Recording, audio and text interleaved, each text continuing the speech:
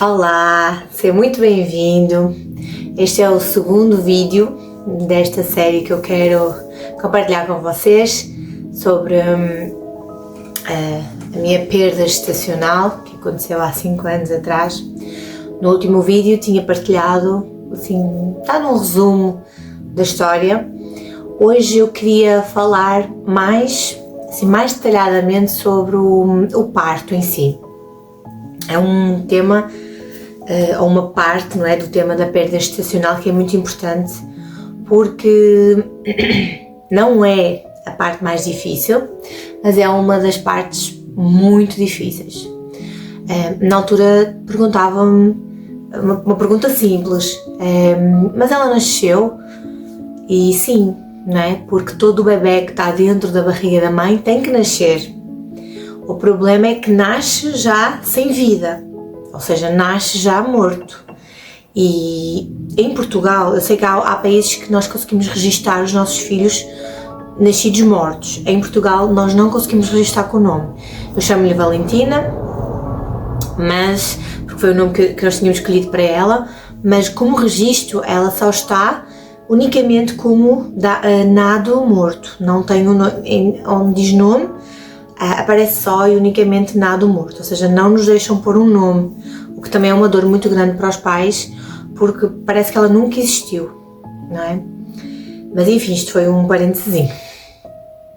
Na altura, quando me foi dado a notícia de que ela tinha morrido, eu estava numa consulta, não é?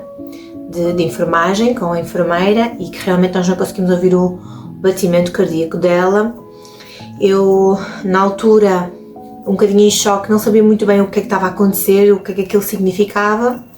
A minha família, na altura, foi avisada, os meus pais, o meu marido, e me disseram-me que eu ia ser encaminhada para uma sala de parto, juntamente com as outras mães que estavam a ter os filhos delas vivos, e que eu ia ter que ter um parto normal de um bebê, né? do bebê morto. Então deram-me logo um calmante para eu me acalmar, não é? Ou para tentar me acalmar, e encaminharam-me para a sala de parto. Na sala de parto fizeram indução do parto. Eu fui, né, puseram-me catéter, foi toda aquela coisa, né? Tive que tirar a minha roupa. Na altura eu lembro-me que me tiraram, eu tinha 2 pulseiras no pé, uma em cada pé. Elas arrancaram mesmo a pulseira, que é uma coisa que ainda mexe comigo hoje. Quando eu meto uma pulseira no pé ainda tenho essa memória. E pronto, vesti a batinha do hospital e a indução do parto. Esperei 16 horas entre dormir, acordar, febres e tudo mais, porque o corpo não consegue reagir a tanta medicação. Houve ali uma altura que eu não me lembro, não tenho noção de quando, começou a haver contrações muito fortes, não é? E nessa altura eu pedi epidural, a anestesia.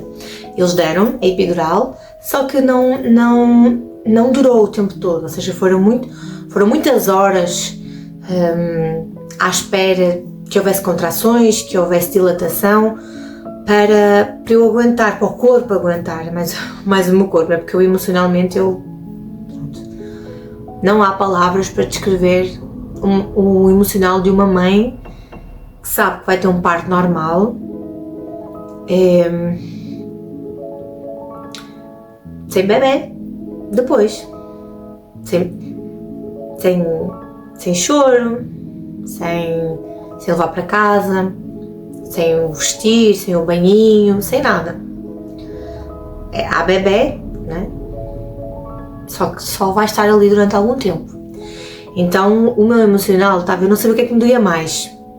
Se era o emocional, se era o meu físico, se era o facto de eu saber que eu não ia levar para casa, se era o facto de eu saber que ela tinha que nascer, porque isso também me aterrorizava, né? Porque acho que qualquer mãe que sabe que vai passar por um parto é complicado, né? Porque nós não sabemos se vai correr bem, ou se vai doer muito, se vai doer pouco, se vai ser fácil dilatar, sair.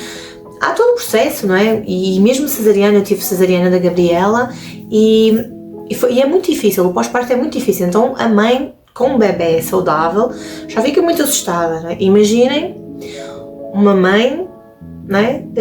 Que sabe que o bebê está morto e que vai ter que ter todo o processo de uma mãe com um bebê normal, um bebê vivo, saudável, mas no fim não vai levar para casa, né? Vai enterrá-lo. Então foi isso que aconteceu. Pronto, 16 horas depois de estarem à espera, não digo em trabalho de parto, mas à espera, ela nasceu, parto normal, às 5h30 da manhã do dia 16 de outubro de 2018. Já fez 5 anos. Ela pesava 2,50 kg e tinha 46 centímetros. Na altura, e aliás, antes da indução do parto, eu assinei uma catrafada de coisas, inclusive uma a dizer que eu me responsabilizava, né, por tudo que podia acontecer no parto, que eu sabia, tinha consciência do que poderia acontecer, mas também que eu queria segurar o meu filho, porque há mães, e está tudo bem, não é? Eu acho que falei nisso no outro vídeo, há mães que decidem não ver os filhos, não pegar nos filhos, eu sei de histórias de mães que fizeram parto olhos fechados para não ter qualquer lembrança daquilo, né? Qualquer memória depois do próximo parto, nenhuma memória afetiva sobre aquilo. Na altura, só a mãe é que sabe o que sente. Não é porque fulana fez, isso não existe nestes casos, não é? Cada história é cada história, nós somos totalmente diferentes e cada um vive a mesma experiência de forma diferente. Eu decidi, o parto normal não houve muita escolha, porque a altura disseram-me que eu teria que ter um parto normal para que depois conseguisse ter um parto a seguir de um bebê, não é? Logo a seguir eu tive 11 meses depois do parto da Valentina, nasceu a Gabriela, 11 meses. Aliás, nem 18, 11 meses, do 16 para o 18, exatamente. Foram 11 meses de um parto para o outro, portanto eu num ano tive 2 gravidezes e 2 partos, não é? Pronto, fisicamente não é fácil, então eles dizem que é melhor o parto normal para proteger a mãe, não é? E para que a gente depois, porque assim uma cesariana precisa de alguns anos para cicatrizar e tudo mais, e são muitas camadas cortadas, então pronto, nós decidimos ir para o parto normal, correu tudo bem e foi parto normal, mas enfim, e eu decidi ficar um bocadinho o tempo que me deixaram com ela, portanto ela nasceu e veio para o meu colo, tal como um parto normal de um bebê saudável. A única diferença é que realmente ela estava morta, na altura aí, pronto, nós percebemos que realmente não havia nada a fazer, ela estava mesmo morta, porque eu ainda tinha ali eu e a minha mãe assistiu ao parto juntamente com o meu marido, ou seja, ainda havia ali uma restezinha de esperança de que realmente, pronto, ela estaria viva, não é? Mas enfim, depois ela nasceu e nós percebemos, pronto, por a ausência de choro e pela cor dela também que ela já não estaria viva. Eu não sei quanto tempo é que eu estive com ela, sei que tiramos várias fotos e ainda bem, porque na altura foi a enfermeira, por experiência, não é? Que ela disse que era o melhor, se nós quiséssemos obviamente era tirar fotos da menina, porque depois nós íamos querer ver, e se não quiséssemos estava tudo bem, apagávamos daqui a uns anos, então tudo bem.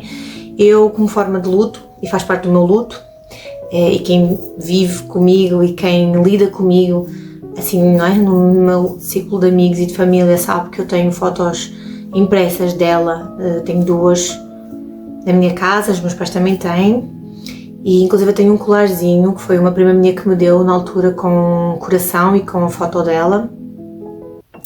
Então eu vejo-a todos os dias e obviamente eu também choro por ela quase todos os dias, já passaram 5 anos, tenho uma filha viva com 4 anos, super alegre, cheia de energia, que enche os meus dias, estou grávida, mas não substitui. É uma dor e depois é o processo que é muito traumático, emocionalmente e fisicamente, não é? O parto em si já é muito difícil. Quem passou por um parto normal, ou cesariano, ou com um bebê saudável, consegue entender aquilo que eu estou a dizer. Um parto normal é muito difícil já. Um parto é muito difícil. Um pós-parto é muito difícil. Amamentar é difícil, o bebê não dormir é difícil, mas ter um parto com o bebê morto e um pós-parto sem bebê foi a pior, não é foi a pior experiência que eu tive até agora na minha vida. é muito difícil de eu conseguir deixar ir esses sentimentos, e por isso é que eu insisto neste tema, e por isso é que eu estou aqui a falar outra vez, porque há muita gente que me diz e que comenta outra vez esse assunto. Oh, Carla, tens que esquecer, deixa ir, vai. Como é que eu deixo ir um filho? Como é que eu costumo dizer, vocês estavam lá, eu não queria chorar, né? Vocês estavam lá, vocês viram? Não, então acho que só quem vive, não tenho certeza, só quem vive é que sabe a dor que nós carregamos internamente. Não há filho nenhum que substitua outro filho, não há nada que apague a nossa dor e o peso e o vazio que nós carregamos diariamente. E eu acho que é um tema, né? Perda gestacional é um tema tão forte, morte in utero, aborto, morte um filho, já grandinho, já com dias, com meses, com anos, é um tema tão delicado, mas é preciso mesmo ser falado. Nós não podemos fazer de conta que é uma coisa normal. Mas acontece aos... sabes quanto... Eu recebi muito esse comentário, ainda hoje, né? 5 anos depois. Sabes a quantidade de mães que perdem os filhos todos os dias? Sabes a quantidade de pessoas que já aconteceram isso?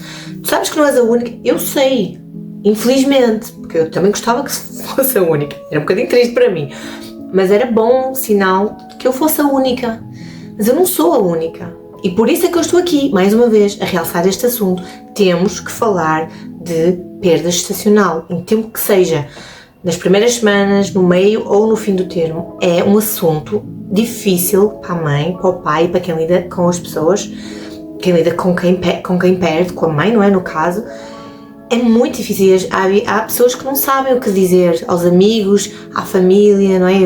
Eu tenho a certeza que os meus primos, as minhas tias, vai correr tudo bem, então agora já tens a Gabriela e tal, mas não está tudo bem.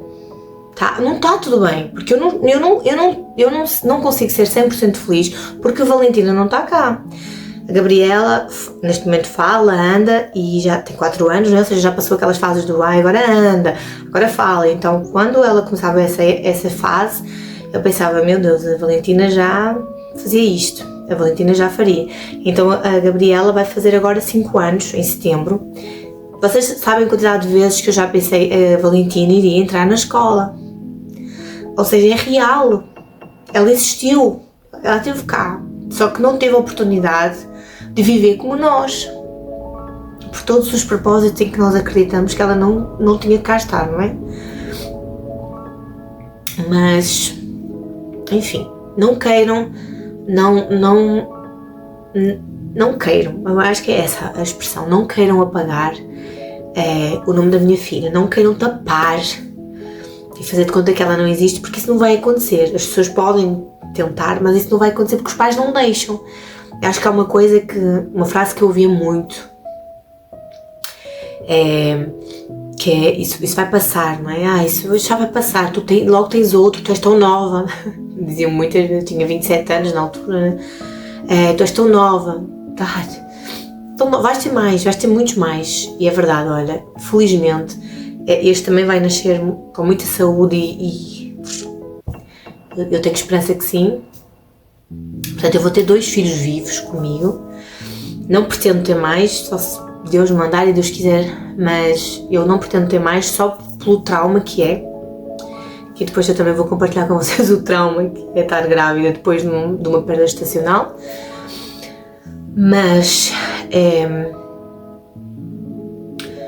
não deixem que o nome dos nossos filhos sejam apagados e tenhamos empatia, não é?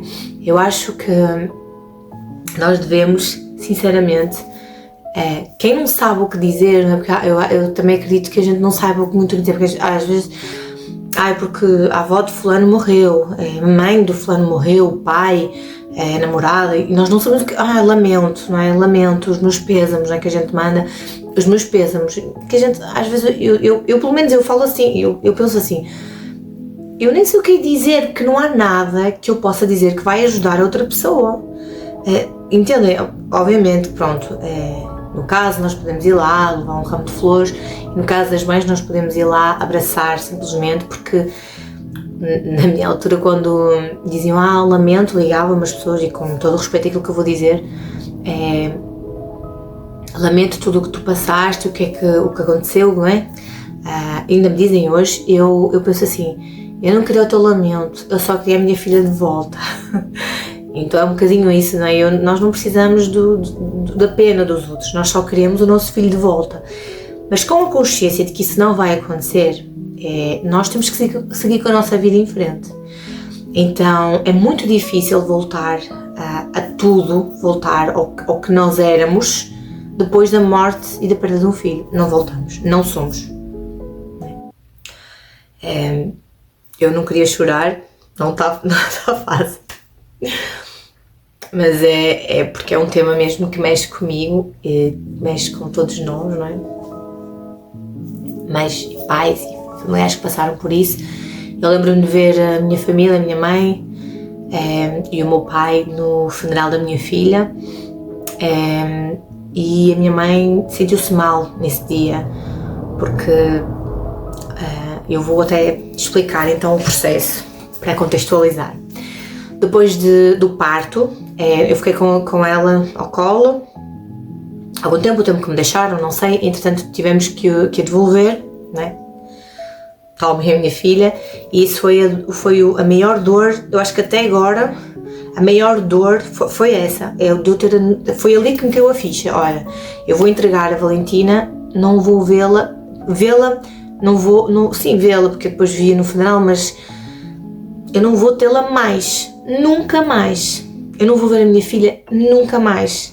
Tipo, eu não vou poder cheirar, não vou poder vestir, não vou poder fazer nada com ela. E entregá-la para sempre. Eu vou entregá-la à enfermeira para sempre. Né? Porque quando nós entramos na maternidade para ter um filho, nós sabemos que o vamos trazer de volta. Ou nós acreditamos que sim.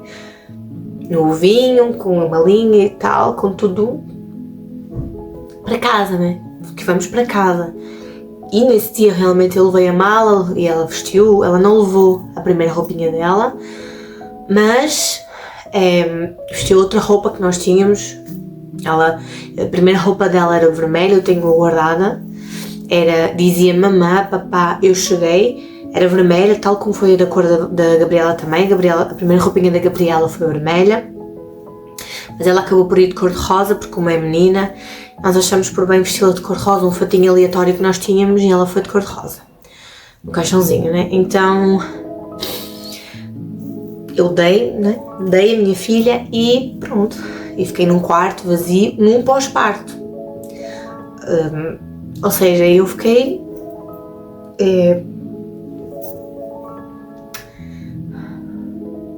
sem bebê, mas no pós-parto, ou seja, eu tive que secar o meu leite, porque eu também tive muito leite na Gabriela, acredito que teria muito leite na Valentina também, porque eles deram logo comprimidos para eu secar o meu leite. Tive modificação de hormonas e tive, que é o pós-parto, não é? Queda hormonal, tinha uma barriga pós-parto e tinha um luto para fazer. Ela nasceu numa terça-feira, eu fiquei internada terça todo dia. Ela nasceu terça 5h30 da manhã, eu fiquei terça todo dia, quarta todo dia, internada, sem comer e sem dormir, à base de medicação. Na quinta-feira de manhã foi-nos dito que podíamos levantar o corpo na morgue do Hospital Santo António. Então lá fomos nós, né? Eu, o pai dela e os meus pais fomos juntamente com o senhor da funerária levantar o corpinho dela. A minha mãe ainda a viu a vestir lá dentro, a minha mãe ainda conseguiu entrar e ver, só podia ser uma pessoa, e foi a minha mãe ainda a viu nua, mas já tinha sido autopsiada já, e estava, é um termo que eu vou usar, que é chocante, mas ela já estava congelada, não é? Ela estava congelada, e então ela ainda ajudou a vesti-la, E isto no Porto, e ela foi enterrada em Amarante, onde eu vivo agora. Então veio no caixãozinho e veio na carrinha funerária, e nós fizemos os 45 minutos de distância Porto-Amarante, ou 40 minutos. Nós fomos atrás da carrinha funerária, né, com o caixãozinho branco, assim pequenininho. O meu tio na altura escolheu, e pronto, e fomos bem fazer o enterro da Valentina. E